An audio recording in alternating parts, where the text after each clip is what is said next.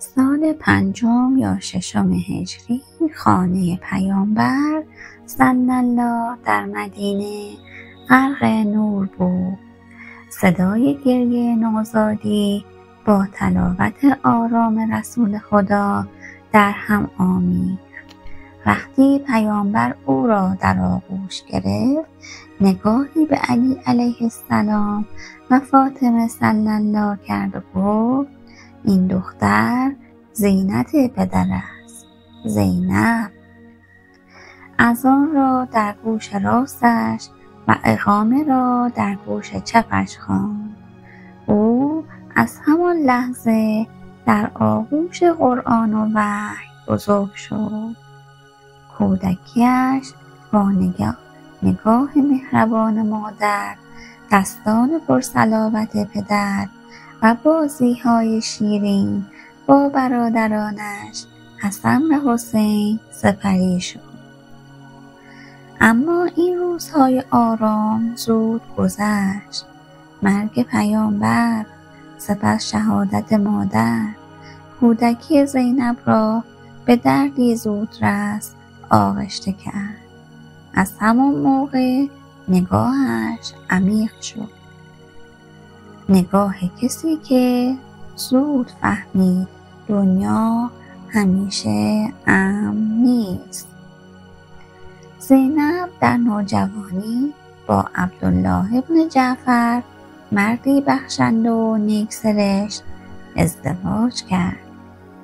خانه‌ای پر از محبت داشتند و فرزندانی چون عون و محمد که بعدها در کربلا افتخار مادر شدند. اما زینب در دل همیشه آماده مأموریتی بزرگ بود. او نه فقط همسر و مادر که شاگرد مکتب پدر و برادرش بود. خانه‌اش پناهگاه علم، سخاوت و ایمان بود. بعد از شهادت پدر و برادرش امام حسن علیه السلام، روزگار به سمت ظلم و بی‌عدالتی رفت.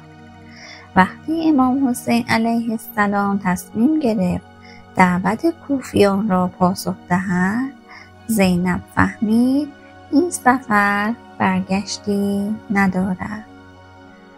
عبدالله بن جعفر که می‌دانست دل زینب بدون حسین آرام نمیگیرد، اجازه داد همراه کاروان برود. زینب فرزندانش را نیز برد، گویی میخواست تمام وجودش را در راه حق بگذارد. 10 محرم آسمان گویی سیاه‌تر از شب شده بود.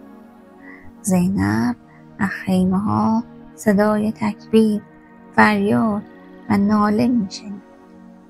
علی اکبر که رفت دلش لرزید. قاسم که افتاد قلبش شکست. عباس که با مشک پاره پاره بر خاک افتاد، زینب حس کرد دیگر خیمه ها ستون ندارد. و بعد حسین. وقتی بدن پاره پاره برادرش را دید، نشست و زیر لب زمزمه کرد: برادرم، اگر آسمان فرو می‌ریخت به این دلشکستگی نزدیک می‌شد.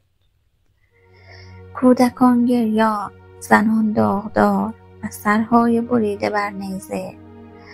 زینب فرمانده این کاروان. در کوفه وقتی مردم گریه می‌کردند، رو به آنها گفت: گریه می‌کنید؟ این اشک‌ها کجا بود وقتی باید یاری می‌کردید؟ در کاخ ابن زیاد با قامتی راست گفت: به خدا جز زیبایی ندیدم. در شام مقابل یزید خطبه آتشین خواند که حتی دشمنان را لرزاند. پرده چهره ظلم برداشت و نشان داد پیام عاشورا خاموش نمی شود. بازگشت به مدینه بازگشت به خانه‌ای بود که همه مردانش رفته بودند. هر بار که به آب نگاه میکرد یاد لبهای خشک حسین میافتاد. در کوچه ها گام های عباس را حس میکرد. شبها با کودکان شهدا می نشست و قصه پدرانشان را می گفت. روایت ها می گویند که سالهای پایانی را در غربت و بیماری گذراند و سرانجام در شام یا مدینه به شهادت رسید. آرامگاهش امروز قبله عاشقان است. زینب نه فقط خواهر حسین که صدای او پس از عاشورا بود. اگر صبر و شجاعتش نبود کربلا در دل تاریخ دفن میشد. او به ما یاد داد که حتی در اوج غم میتوان ایستاد و حقیقت را دریافت. دوستای گلم، اگر از این داستان لذت بردین کانال خودتون رو لایک کنین، سابسکرایب کنین و زنگوله رو بزنین.